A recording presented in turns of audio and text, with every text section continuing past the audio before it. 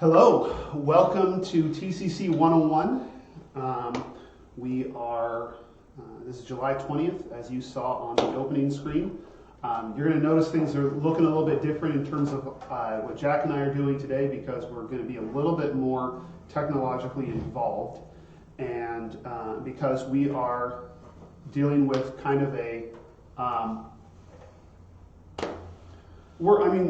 it's not that complicated. We're just going to try and cover about 1,800 years of church history across the entire world in about half an hour. Mm-hmm. Or rather, I'm going to. The way we decided to, let's just get to the plan. Our plan for three sessions is to cover church history kind of as our family tree, and to look at ultimately end up locating our individual congregation in the broader context of the church. And so today we're going to talk about the global church, and then next week Jack is going to talk about the church in America, just because there's unique things that happen in the American church and in the colonies and in early Christianity, and how that leads into the beginnings of our movement. And then the week after that, we're going to look at how the Christian churches came to Oregon, and specifically the life of our congregation. So we're going to start very broad and go very narrow. So I'm going to do most of today's lesson, and Jack's going to take most of next week's lesson. And my main goal today is to explain to you in the broad terms how the church got to be where it is. Because a lot of people are familiar with the church leading up to the end of Acts, or maybe the end of Revelation. And then if you're like me, before I went to seminary, there's a huge gap until suddenly you get to the present day with all these churches and all these denominations, and wondering where it all came from and what that all means. And so the point here isn't to give you all the facts of where these denominations came from. If you would like that, there are some great history books, and I can recommend a couple if you ask. But more to understand what led to all this happening, what caused the church to end up in all these different groups. How did we get from the church at the end of Acts to the church today? So that's our goal, and in order to demonstrate this, I have developed a PowerPoint that we're going to bring up that will help show you the family tree of the church. And keep in mind that if you have any questions, feel free to put them up. Jack has his computer off to the side so that he can watch for comments and questions. So if you throw up any questions, feel free, and we'll do our best to answer them. So without any more ado, we're going to get into some crash course in church history. All right, so this is where we're going to start. We're going to start at the end of Acts. And it's important to note the state of the church when the New Testament ends. And that state is that there are a bunch of early churches, or a bunch of local churches. There is a sense that the church in Jerusalem is kind of the mother church, the predominant church, the one that where they get together and have big discussions, like happens in Acts 15. But what we actually see going on at the end of the New Testament is churches spread all across the known world that cooperate, that communicate, that are connected, but they aren't really, but there isn't one church organization. They are a bunch of local congregations that cooperate, that interact, and they do a lot of, they do work together really well. For instance, one of the myths that gets around a lot is that there was a big disagreement about what went into the New Testament, and that at some point the churches got together and they had a vote, and it was really close, but they decided these books go out of the Bible and these books go into the Bible. And that actually did not happen. And in fact, do you know when there was the first official church council decision defining what books go into the New Testament? You know what? Narrow it down. Which century? Second. It was the 16th. Oh, wow. The first time a church organization got together and said, this is the New Testament, was in the 16th century during the Reformation. And the reason why that's important is because during the time of the early church, before there was one church organization to enforce its rules on other people, the churches all just ended up using the same books. I mean, they were talking to each other, they were in communication, and they were definitely connected. And they ended up coming to the same conclusion about which books belong in the New Testament and which books don't. There were a couple books where some people were iffy, but generally they used the same 27 books. And they didn't need anyone to step in and say, this is the New Testament. They just agreed in their independent, not independent, that's a bad word, but their cooperative congregations. But then two things happened that changed the trajectory of the church. Number one is that the church went from being persecuted to becoming an authorized religion. So the Roman Emperor Constantine, he made Christianity legal, and in fact, he really endorsed and supported Christianity. But he was a politician. And Constantine, he was also an empire builder, and he liked to make things neat and orderly and tidy and like to have everybody agree and follow the same lines. And that brought up the second thing that happened. A problem for Constantine was the fact that the Christians didn't all agree on everything, and especially the big thing going on back then was called Arianism, which was a group that said that Jesus is not God. He's God's greatest creation, but he's not God. And Constantine didn't like the fact that there was disagreement, and so he called the church together and told them, you need to decide, you need to all be on the same page, and you need to decide what's true and what's not. And so then the church got together in 325 and AD, and they had this council, and what that council did was it created the first structure for all of the churches together being under one church. And so in about 325, we end up with what's called the Great Church. Sorry, I put 350, that should say 325. And this is where we first really see a global, for them, the known world being united in one church structure. And the problem was that now so in order to deal with the Arian controversy, they decided to start making creeds and saying, if you agree with this, then you're in. If you disagree with this, then you're out. So now there is a document that defines who's in and who's out. And the problem is that the question of whether Jesus is God or not is not the only thing that people disagreed on. So they started having more meetings and more discussions about narrower and narrower issues. And the question of whether Jesus is God, that's a big deal. What's probably not as big of a deal is exactly how we understand how Jesus can be both a human being and God at the same time. Because we can't understand the specifics there, but they thought it was a big deal, and so they ended up coming up with a new definition, a new creed, and a new list of things that you have to believe this about Jesus, or you're not a Christian. And that was the Council of Chalcedon, and that was the first real. We're doing very basic history here, but that was the first big split in the church because they couldn't all agree on the nature of Jesus and how the two natures were connected. And so then you have the Coptic Orthodox Church, the Coptic is Egyptian, and they couldn't agree with this new definition of what it means to say Jesus is God and human at the same time. So you've got a split, and now you've got two groups that are saying that the other doesn't really believe correctly.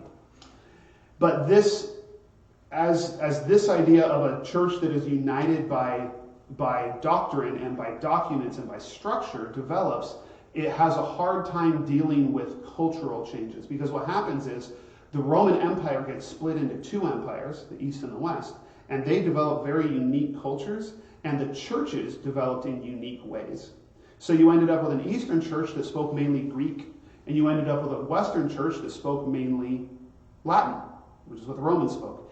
And in the Eastern Church, they had several big, powerful church leaders, and so they ended up with a leadership that reflected multiple big bishops. On the Western side, they only had one. It was the Roman bishop, and so they ended up having a much more focused leadership into one person. And eventually what happens is all these cultural changes and all of these differences in authority structure and all of that, it becomes too much for them to maintain one structure together. And so that's when you get the Great Schism, which happened in 1054. And this created the Roman Catholic Church, united around the Bishop of Rome, so the Pope, and the Eastern Orthodox Church. And most American Christians don't know much about the Eastern Orthodox Church, even though it's the second largest group in the world. There are more, I haven't checked the numbers lately, but I'm pretty sure there are more Orthodox Christians than all Protestants put together. Protestants are the minor part of the church globally and historically. So Eastern Orthodox churches, they were focused in Greece, in the Near East, in Egypt, and eventually into we'll get to that. We'll get to that. But the point is, now you've got two big church organizations that both say the other ones aren't really Christians. And all this came from the fact that there was authority structure, there was power involved, and there were documents that everybody had to agree with in order to be on the same page. Now, we jump forward again into the time of the Protestant Reformation. And basically what happens is in Western Europe, Germany, France, Spain, England, the Netherlands, and the northern countries, the Scandinavian countries, they're all Catholic. But as time goes on, there starts to be some disagreements, and they really focus power in the Pope.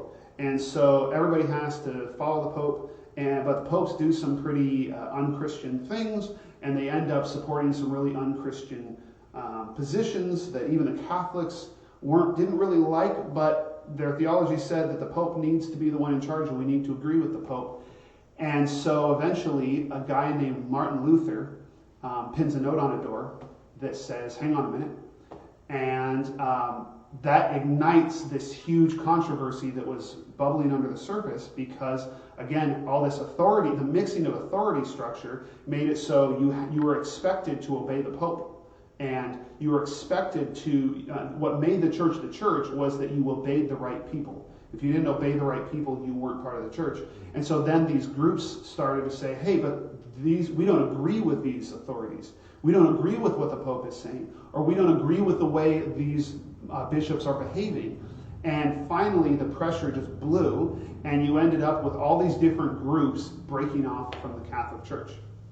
This is where and we'll talk about the different types of Protestants in a second, but that's the Protestant Reformation that happened in the 1500s. So you end up with Catholics and everybody in the West who's not Catholic, which we call them Protestants. Then on the Eastern side, what ends up happening is they get tied up in national politics a lot, so that each nation ends up with its own Orthodox church. And so that's why if you are aware of any Orthodox churches in America, they tend to say they're either Greek Orthodox or Russian Orthodox.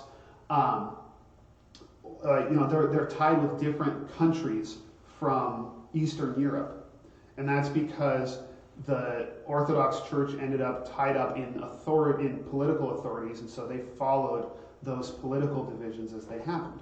So what you end up with, and this is essentially where things are now, is you end up with a whole bunch of different churches. On the Western side, it's the Catholic Church and all these Protestant churches. And then in the Eastern side, you end up with all these different Orthodox churches, which the Orthodox churches are technically all on the same side, but they still end up fighting considerably. There's been a recent blow up between the Russian Orthodox Church and the Ukrainian Orthodox Church, because they're caught up in the political issue between Russia and Ukraine. But there's something important for us to recognize that we don't necessarily understand about the Protestant churches. And now you can see kind of roughly what the structure of the church came into one and broke off because we couldn't all get along on the basis of power and doctrine. So one of the things you may not know about Protestant churches is that they tend to have their roots in certain countries. Because what ended up happening was the church, throughout all of this process, as soon as Constantine got involved back in the 300s, the churches became political entities. They became tied up in the politics of the world. And because there's power in the church. Anything that unites people together to behave, to act together, is a political concern. And so the idea that you would separate politics and religion didn't occur to people really until quite recently in church history. So what you end up with in the Protestant Reformation is that most of these churches, especially at first, were tied to particular governments and nations. So, for instance, in England, their government broke off the church to form the Anglican Church, which in America is known as the Episcopal Church, because Anglican, that name didn't really play well after the American Revolution, for reasons you might be able to understand. There are a couple of denominations that are breakoffs of the Episcopal Church. The Congregationalists, who are the Pilgrims, Methodists, and Baptists were all founded as breakoffs of the Anglican Episcopalian Church. Presbyterians come from Scotland, because Scotland went through a different Reformation than England did, so the Presbyterians are Scottish. Reformed churches are Swiss and Dutch, and Lutheran churches are German and Scandinavian, and so they have their roots in those traditions. And so if you lived in England, you were expected to be Anglican. If you weren't, you had to pay your tithe to the Anglican Church whether you wanted to or not. And if you were in Switzerland, you were expected to be Reformed. That was the only church in town. In most places in Europe, in most places in the world, until about the time that America became independent, wherever you lived, that was the only church going. And if you went to a different church, it was an underground church, and you would be persecuted for that. It's one of the reasons why many people came to the United States or came to North America, is because there wasn't as much. There was some freedom to be had there.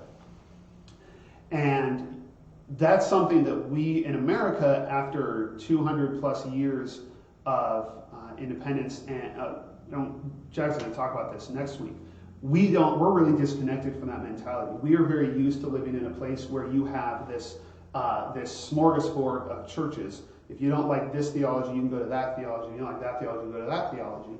In most other places in the world, for most of history, you went to the church that the government supported. And so during the Reformation, there were some groups, they're called the radical reformers, who argued against that and said that that wasn't biblical, and said that the church was responsible to Jesus above any individual nation or government. They tended to be Anabaptists, which are different from Baptists, Mennonites, the Amish, and the Baptists. They came from England, but they ended up having a lot of the similar perspectives, and so they have been arguing all along that your national identity and your church identity shouldn't be tied up.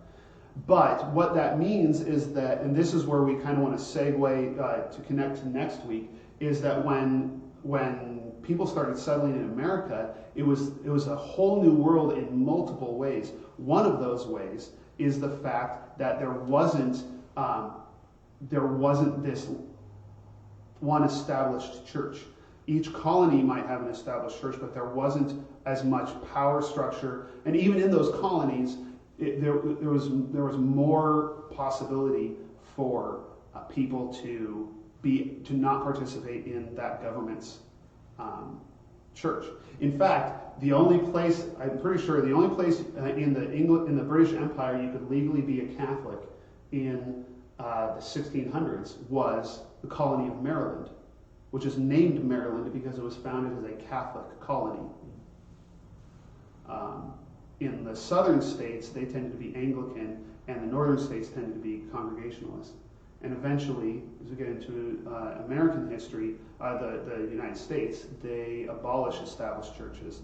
And then you have this whole new world of choices and conflict. And we are going to talk about that next week. Jack is going to lead us in that. So, that's really what I wanted to go over this week, to talk about how we got all of these different churches. And from my perspective, what I see as the reason behind all these divisions is the fact that we made belonging to the church a matter of authority structure and of doctrine. That you had to agree with these bullet points, and you had to obey these specific church leaders in these places in order to be a true Christian. And because of that, there wasn't enough room in the church for these people who disagreed, and so they would split off into their own churches, and a lot of tragedy over the last 2,000 years has happened because of that. All right, so does anybody have any questions? And feel free to ask anything about about denominations and about where all this came from. I'm gonna make some time for you to put up any questions you may have. Anything come to mind for you, Jack? I have a question, I think it's an interesting story of how the Anglican Church was started and why. And so, how did the Anglican Church start? Excellent question. So in the 1500s, Henry VIII was King of England, and Henry VII, his father, became king because there was this massive, bloody, decades-long civil war called the War of the Roses. And it all happened because there was a problem in the succession of king, so there was a question about who should be king. And so he was afraid of another war like that, and he married the princess from Spain named Catherine, and they didn't have sons. So finally he decided he wanted to divorce her and marry someone else who would give him sons, because they didn't know back then that it's actually the man who determines gender. It is body, but biologically that's how it's determined. And so, but the Pope, the most powerful king in Europe, was Henry's brother-in-law. And so the Pope was not going to go against Henry's brother-in-law, so he refused to give Henry a divorce.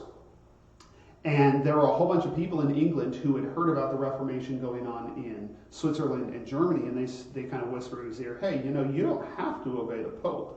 We could, do this ourselves. And so Henry VIII said, great, let's do it. And they broke off and formed their own church. And the funny thing is, under Henry VIII, they didn't change any of their theology. They were Protestants only because they wouldn't obey the Pope. It wasn't until Henry VIII's son, James VI, not James VI. Henry VIII's son, James the whatever, he actually started making some changes to their theology to make it more closer to other Protestant churches. So yeah, the whole thing started because Henry VIII wanted a divorce, and that was how he got his second wife out of 6. So apparently schism is not the best way to get God to give you children or a happy marriage. Well, we still have no more questions on here.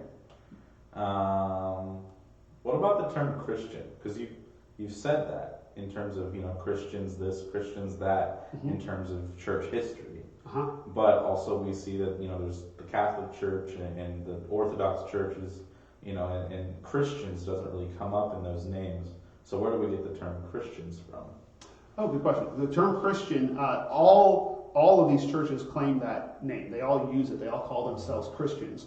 There's no variation on that. The question is, do they consider the other groups Christians? The term Christian came from, actually that's recorded in biblical history, a follower of Christ. And that was a name that was used for Christians from very early on. And so all of the churches that came out of that called themselves Christians.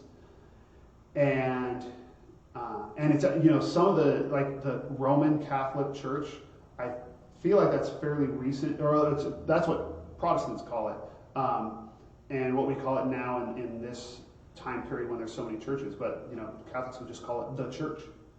They would probably say, yeah, it is the Catholic or the Christian Church is the Catholic Church, and the Orthodox would probably say, yeah, we're the Christian Church. They just use those names for convenience, which is something that the Christian church movement has run into that problem too. Once you split up, you need ways to differentiate. And so that gets really confusing in a couple of weeks, or next week, we may talk about that a bit, about how we ended up with multiple churches that come from this movement. Yeah. Feel free to chime in any questions if there are any questions that you have. What can you tell us about the oppression that was seen in the time of the Catholic Church and things like that? Oh, we do have a question.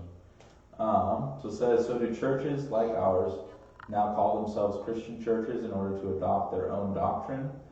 Or does TCC use and belong to a specific organization, for example, Baptist, Episcopal, etc.? Excellent question.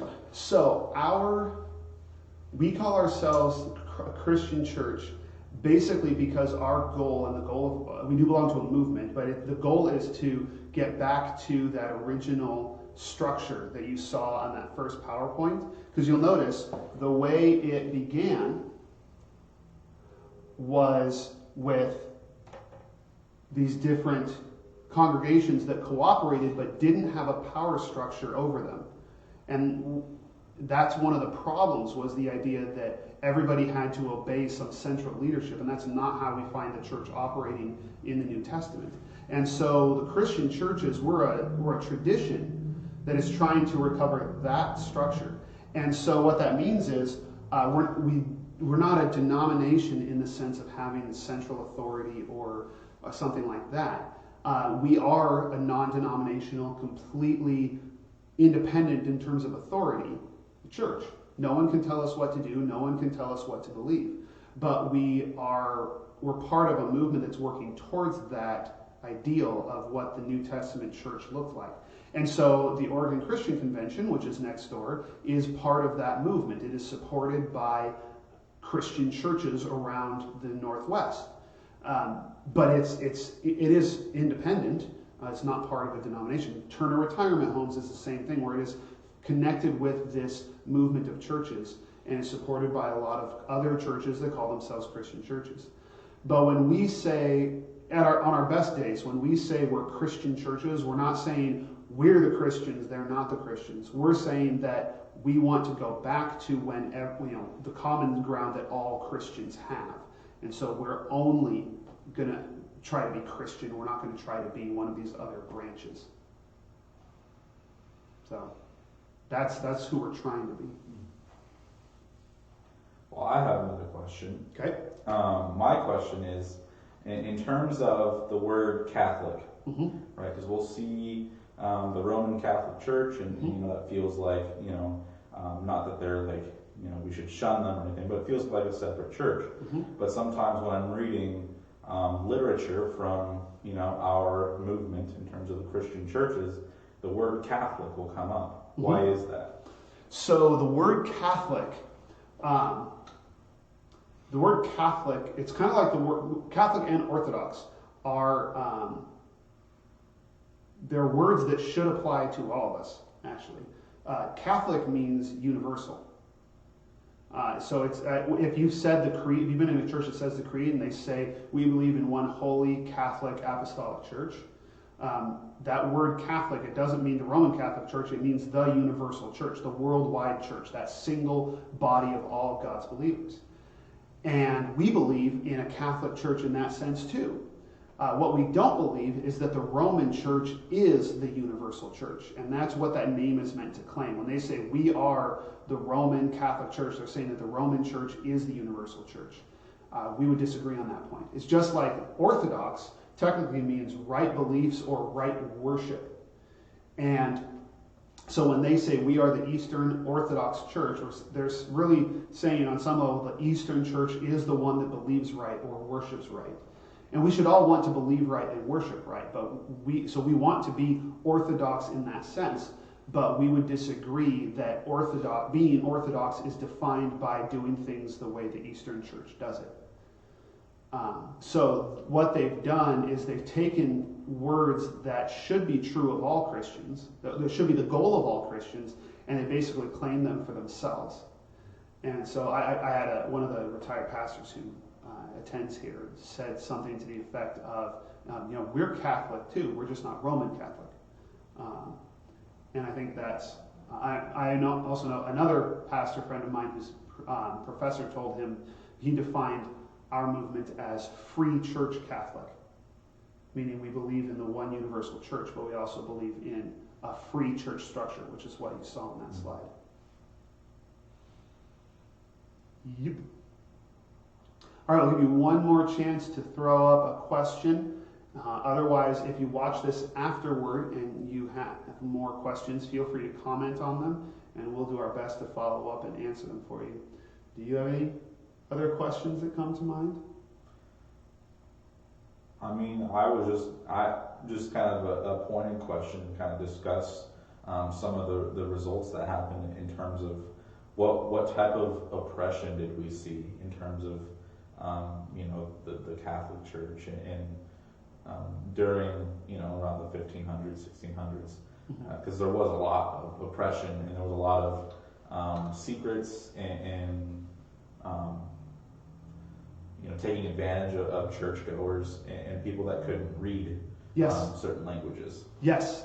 Okay, so you're talking about the problems that kind of led to the Protestant Reformation. Mm-hmm. There were a lot of problems going on in the Catholic Church.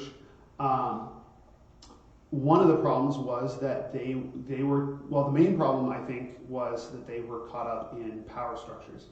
And so one of the things that they needed to do in order to maintain power is to raise money. And so they ended up doing some very manipulative things in order to drum up money. So they would sell indulgences that basically got people out of purgatory faster. Purgatory is like heaven's waiting room. If you're in purgatory, you're going to go to heaven, but you have to put in your time first. And if people spent money, they could reduce the time you had to spend in purgatory before you went to heaven. And then there was also just because they're caught up in power structures, it meant that they had to. There's only one way to defend power structures. That's with force. And so a lot of people don't know that some of the Crusades, there were Crusades in which the Catholics went and conquered the capital of the Orthodox churches in Constantinople. There were also Crusades in southern France and in Scandinavia that were specifically targeted at heretics. Because once you grab onto power, the only way you can really hold on to it is with violence or the threat of violence. And so and then you can't admit that you're wrong. So when Luther stands up and says, "I'm Minuten bitte," they have to come down on him. And one of the main reason why Luther's protest succeeded was because he had the protection of German authorities who hid him from the Pope so that he couldn't get executed. There were other people who had the same thoughts as Luther, like Johann Huss and John Wycliffe, and they were not successful because the authorities were not on their side. So unfortunately, there's a lot of blood and violence and destruction in the history of the church because of how we've gotten tied up in politics and how the churches have sought to hold on to authority and influence. I think this was a result of our previous conversation. It says, so would that be why many of the Catholic churches are now removing the use of saints and teaching Christianity? I was not aware that Catholic churches were not emphasizing saints as much, so I couldn't speak exactly to that. I would imagine they're adapting to what to responses they're getting from people in the church who are leaving the church. One hopeful, promising thing that we're seeing is a lot of churches, because of the atmosphere that Jack's going to talk about, the way all the churches have been put in common space and they have to interact with each other, there's been a lot of movements to soften the edges between churches and to undo the damage that's been done in those relationships. There was a joint declaration made by the Lutheran and Catholic Church saying that they had resolved their differences, their theological differences, on justification by grace. There's also been a lot of work done between the Pope and the leader of the Orthodox churches to undo the Great Schism. Although it's been 1,000 years, so I don't know that they're ever going to completely reunite, because they've got 1,000 years of differences in what they believe and what they do. Orthodox priests can marry, for instance, and they have beards, big bushy beards, and they baptize babies by immersion, just top half, bottom half, top half, bottom half. It's crazy. So that's possibly why some Catholic churches are not emphasizing saints as much, is to kind of soften out their edges. But I don't know. Like I said, I hadn't heard that was happening. Well, we've been going for 36 minutes now, so. Sounds like a good time to end. Yeah. Alrighty, well, thank you for tuning in with us. And next week, Jack's going to be talking about this interesting religious melting pot that happened in North America and how that led into our particular tradition and our response to all of this divisiveness in the world. Until then, we'll have Jack sign off for us. Stay healthy, stay hopeful, and go in peace to love and serve the Lord. Amen.